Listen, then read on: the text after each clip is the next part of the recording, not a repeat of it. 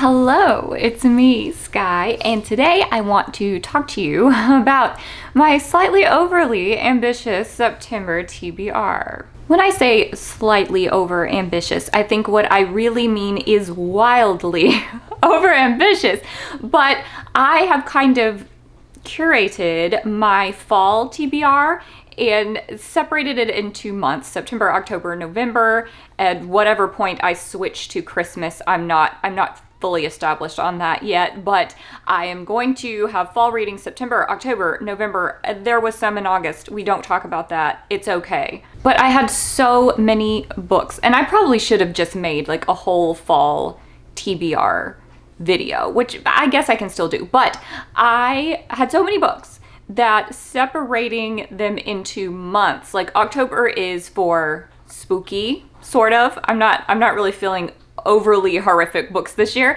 but spooky, mystery type things in October. And then September is more, I'm like really in my fantasy era at the moment. So feeling more fantasy, a few little cozy romance type books maybe. And then November is kind of more of a transition where I want things to feel a little more cold, like we're transitioning into winter. So maybe some more snowy themes.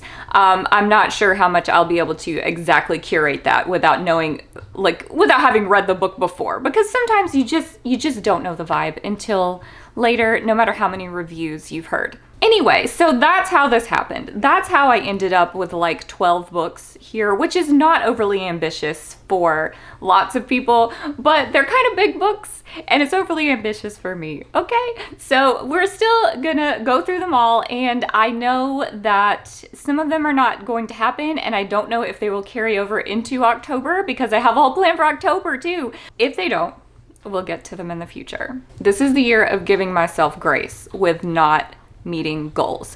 I tend to get stressed out over a TBR. Not this year. We're not stressing. The first book I have is probably my only like romance specific. I know that these other books are probably going to have romances in them, but this one is a romance, and it is The Heartbreak Hotel. It's by Ellen O. Clover, which I think is just the cutest name. Anyway, I've never read from this author before. I don't know, this might be the author's debut, but this was a book of the month selection. I love the cover on this. It just looks so cozy. I'm not sure the time of year this is going to take place, but it does have some fall leaves. So I am going to just absorb the fall energy and hope that we've got some actual like fall scenery in this, but we definitely have some cozy vibes. I'm for sure of that from the synopsis that I've read. So I think we are following a woman who has recently been dumped, I believe, by her long-term boyfriend, and she can't afford the rent at the place that she is staying. So she reaches out to her landlord and asks if she could convert the place into a bed and breakfast just to help her afford the rent. And the landlord agrees to this, and I believe the landlord is the love interest. So I don't know what shenanigans they're gonna get into, but I believe this takes place in Colorado, I think it said. Yes, their gorgeous house in the mountains of Colorado. I mean, doesn't that sound just perfect? This just seems like it may have every fall thing that I'm looking for. I'm not sure how much bed and breakfast is gonna be in this, but that is, I love that. That feels very Gilmore Girls. The next book I have is Hemlock and Silver by T. Kingfisher. This, I think, is a reimagining of Snow White, and I don't really want to know a whole lot more than that. I did read the synopsis, but it doesn't tell you much, and I love that. Like it's just a couple paragraphs, and it's just telling you that we're not following snow. we are with another character who has spent her life curing poisons, apparently like taking poisons herself in order to learn to cure them. But she is summoned by the king because Snow has been poisoned, and she has to figure out how to cure her, but nothing is working. So she discovers a world inside of a mirror, and she has to, I assume, go into this world and figure out how to help Snow. And, the mirror is a very important part of Snow White, so I'm glad it's incorporated into this. And I feel like T. Kingfisher, it doesn't really matter, does it? It doesn't really matter what the story's about. It's gonna be good. It's gonna be great. The next book I have is Alchemy of Secrets. This is the newest release from Stephanie Garber, who wrote the Caraval series that I loved. Oh, I loved. I didn't love the third book, but that's okay because I loved the first two so much that it did not really matter. And so I'm excited to see something new from this author. I know that she does have other books that I need to get to, but this is the newest one, and I have a beautiful edition of this. Book of the Month had a special edition with the sprayed edges. I love it. I love it. And I have no idea if this is like a fall vibe type of book. I just feel like the colors on the cover give me that kind of cozy, maybe fall-ish mood. I don't know, but we're putting it in September. We're going for it. I think that this one has the potential to be a very romantic book. Caraval was very romantic. That was my favorite part of that series, was the romantic elements. So I feel like since Stephanie Garber does that so well, that maybe this one will have a good bit of romance. Maybe not spice, but romance. And there is in the synopsis a possible romantic interest listed in there. But basically we are following a student at I think we're in Los Angeles. Is that what it said? Yes, a magical Los Angeles. So our student is being taught by this professor who says that magic is real, but she doesn't believe that magic is real, but maybe it actually is real. And I'm not sure how she goes about discovering that that's the case, but apparently she meets up with someone magical that is able to tell you when you're going to die. And she finds out that she's gonna die like the next day unless she completes a task, finding a certain object. And so that's, I assume, the jumping off point for the rest of the story. And there's a handsome stranger mentioned. Let's see exactly. A magnetic stranger that feels like a bad idea. Okay, I like him already. So this one I feel like is gonna have some romance, some magic, and it has a school, at least at the beginning part. So I think that this could have exactly what I'm looking for.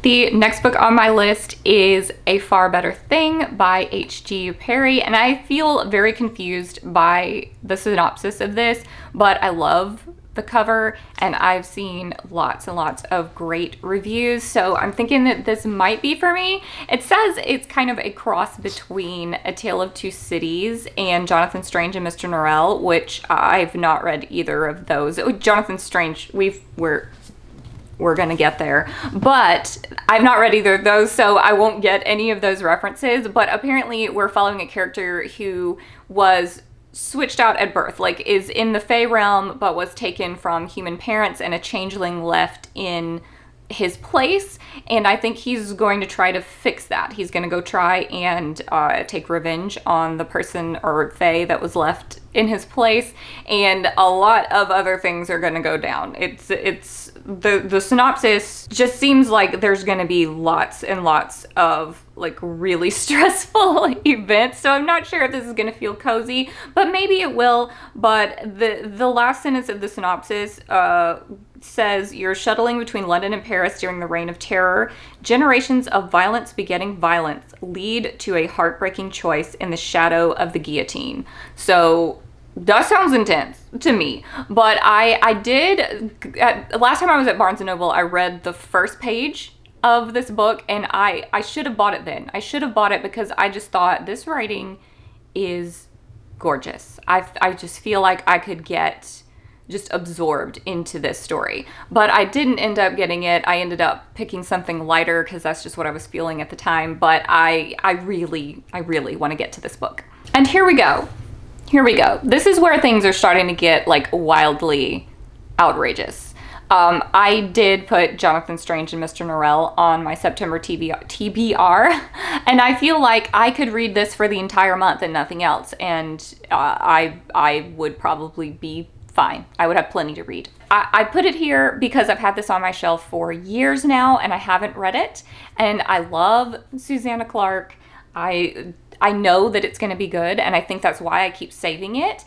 And if I could read this before I read, what am I looking for? I don't even have the copy of H.G. Parry's book, then maybe I would understand some of the references. I'm not going to try to also read A Tale of Two Cities this month. No, that's not going to happen. But this book follows two magicians, and they, I believe, start out as like student and teacher, but then become these rivals and then become kind of famous. I believe that the situation, like, magic is known in the world that they're in, which they're in England. They're in England in 1806, but it's a magical England, and people think that magic is like died out, but then these two come to the spotlight and people see that they can still do things, and then they need to assist in war matters, apparently. And I guess that this gets pretty wild. Well, it actually does say the wild, perilous forms of magic. So this one also has the potential to be very intense, but I'm sure that there's a lot of character building and world building in here with all of these pages, which I really feel like is really what I'm wanting for September, is to just really dive into a fantastical world, which this is England, which is our world, but magical. And I feel like there will be a lot to explore. So I'm excited. Hopefully I'll get to it. This might be one that I read like a chunk this month and a chunk for October, a chunk for November.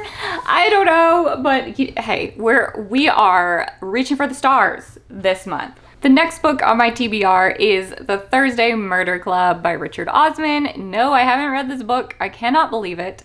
I did think of putting this for October because it's more of a mystery, but then I thought this one's probably on the lighter side. I feel like it's probably going to be lighter, and maybe September would be more the vibe for this particular book. And I don't know much about it. I know that there is a murder committed at like a retirement village area, and that some of the other members of the retirement village are going to solve the murder. And I that's literally all I know, but I feel like that has the potential to be so much fun, and for there to be a lot of comedy and a lot of great discussions on relationship and aging and things like that. I don't know if it's gonna discuss any of that. It may just be like heavy hitting mystery and detective stuff. I don't know, but I would like to give it a try because everyone's been raving about it for forever. The next book is The Tainted Cup by Robert Jackson Bennett, and I actually soft DNF'd this book probably right after it came out, and now there's already a sequel out, so it's been a while. But I do remember being really interested, really liking it, and just feeling like it wasn't the right time for me to read it, because I have no idea what I was actually doing or why I decided that I was just too busy to give that book what it needed, and so I put it down, and I would have to start it over because I don't remember. I know we're in a fantasy world and there's something going on with the plants. They can attack people apparently. And there is a very specific structure to this society. Everybody has a very particular job that they do. And we're following Dennius Cole, I think is his full name, and he's the assistant, I guess, to the detective, but I think assistant is probably not giving him enough credit. But the detective's name is Anna, and she is wild. She is so unique. She is willing to say and do anything, even though her position requires her to do and behave a certain way, but she doesn't She doesn't, but she's brilliant, of course. And the two of them are going to solve a murder that is presented right at the beginning. I remember reading about it, but I don't remember the person or the situation. But they're going to solve that, and I assume I'm going to find out a little bit more about the fantasy world because it's very complex. But since it's going to be a series, I don't know how long the series might be, but there's plenty to unpack and explore. And I want to go ahead and get to the first book before there's so many books and I have a lot of catching up to do. Next is Starling House by Alex E. Harrow. I cannot believe I'm saying this, but I've never read from this author. So what am I doing? I know. So this is the one I'm going to start with because I already have possession of it. And this book, I believe, takes place in Kentucky, and it follows a girl who has not got her life together. I think she's going through a bit of a struggle. I'm not sure where her family is, but it appears that she is trying to take care of her younger brother and really struggling to do so. And then she gets an opportunity to go to the house of a famous author who disappeared like 100 years ago, and there's money involved. So she wants to go because she's obsessed with this author's work, but she also wants to go because there's money in it and she needs to take care of her little brother. And then, of course, sinister or magical things start to happen. I'm not sure exactly the vibe. Like, is this going to go more fantasy or is this going to go kind of in a horror direction?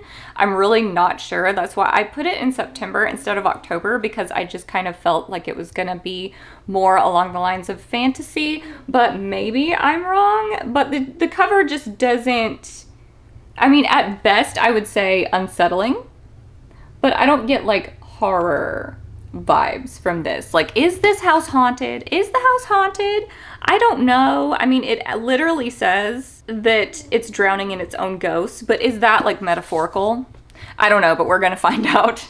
Then I have The Unmaking of June Farrow by Adrienne Young. This one mentions romance several times, but then the synopsis doesn't give you any information about said romance. So I don't really know what to expect if it's not going to be heavily romantic, but I like, why mention it? Why mention it a bunch? I don't know. But we are following our main character, June Farrow, who is part of a family who is cursed. And I believe it's her mother, but I think her grandmother also is going to, I don't know if she passes away in the book, but it says after her grandmother's death. But her mother either disappears or passes away, and the rumor is that this is the family curse, and the women are basically mentally unstable in some way. And June is starting to see things and have visions or some sort of trigger that she believes is leading her into being cursed the same as the rest of her family. Then apparently something happens to her grandmother and she embarks on a journey discovering what exactly this curse is and what it means. And I think it's going to go more in a fantasy direction. There's something about a door that June keeps seeing, and maybe it's real and maybe her mother went through it before her. So I really don't think that this one is scary, but maybe it's kind of the same. I'm unsure in the same way I'm unsure about Starling House. Like, what direction is this gonna go? And what is up with mentioning the romance so much? Who are we with? There's like not even a man in the synopsis, is there? Entangle her heart in an epic star-crossed love, but there's not a man in the synopsis. I mean, maybe it's a girl, but all the girls in the synopsis are either dead or related to her. I don't know. I'll let you know when I've read it. Next, I have The Raven Scholar by Antonia Hodgson. This one's another chonker. And yeah, I want to read it this month, so I better do nothing but read in September. This book follows Nima. She is tasked with solving a murder that happens around the festival that's meant to select a new ruler for this kingdom. So we're in like a fantasy world, and Nima has to solve this murder and maybe enter into lots of other hijinks along the way. I would think that there's a lot more to it since it's pretty thick, but the synopsis of this one is also very, very short, but I am taken in quite a bit by the cover. Excuse the new sticker from my library. I'll probably have to buy myself a copy of this one because I think it is so beautiful. But this is the beginning of a fantasy series, so I don't usually read series until there are multiple books out because I usually want to like binge them. But this one is just the first book, and so I will just have to see if I want to continue with the series. The next book, yes, we're still going. The next one is Catabasis by R.F. Kuang. Yeah, I don't know. If there's a few that get left off this month, this would probably be one of them because I'm just very unsure about this book. I want everyone else to kind of give me a vibe beforehand, but it does sound very dark academia, which is exactly what I want. And there's fantasy elements, and I think that there are a couple of students, and I don't know if their school is magical. I don't know how much magic is going to play into this, but some sort of magical accident happens and their professor is now in hell, and they have to go and rescue him. And I don't know much about it. I know that Babel is a book I think about often, and but it wasn't a 5-star for me, and so that's what hangs me up on this book. It's like, is it going to be a 5-star? I almost want to read a book that is definitely a 5-star or is definitely not, rather than one of those that like takes you all the way to the brink and you're like, this is one of my favorite books ever, and then just kind of like lets you down. That's so disappointing, but that may not ever happen again. So I definitely want to give this book a try, but probably wait for some reviews, which I'm sure are rolling in by this point. But I will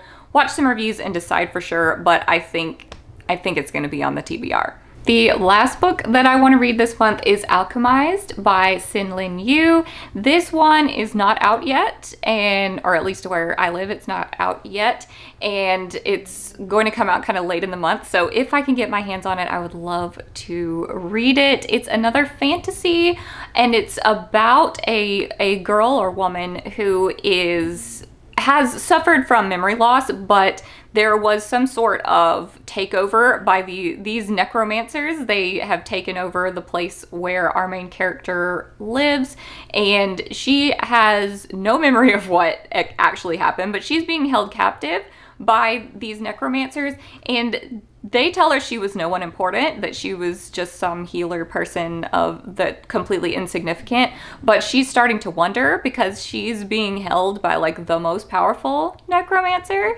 And so if she's not that important, then why? And she can't remember anything. So she's unconvinced that there's not something bigger going on. And so she has to figure that out, and I assume also escape from these necromancers. Okay, so that's everything that I have. That is, I think, 12 books, and most of them really big books. Not most of them, but a lot of them really big books. So we will see how this goes. But thank you so much for watching. If you are reading anything cozy or fall-like in September, or if you're not, then let me know in the comments down below what you're planning to read this month, and I hope you enjoy it very much, and I'll see you in another video soon. Bye!